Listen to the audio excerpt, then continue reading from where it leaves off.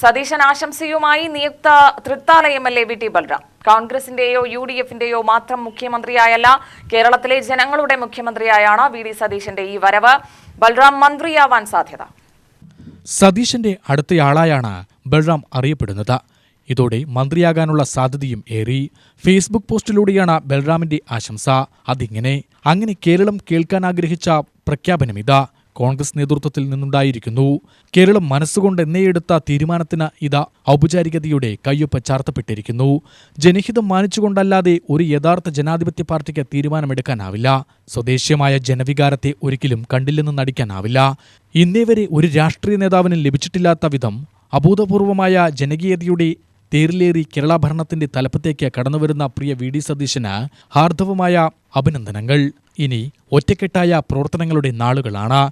വാഗ്ദാനങ്ങൾ പാലിച്ചുകൊണ്ട്, പ്രതീക്ഷകൾ കാത്തുകൊണ്ട്, നല്ല ഭാവിയുടെ സ്വപ്നങ്ങൾ കണ്ടുകൊണ്ട് നമുക്കൊരുമിച്ച് ചുവടുവയ്ക്കാം. നമുക്കിതിന് കഴിയും. കാരണം ഇത് കേരളമാണ്. നമ്മുടെ മുഖ്യമന്ത്രി വി ഡി സതീശനാണ്. കുറിപ്പിൽ പറയുന്നു. UTV news, Palakkad.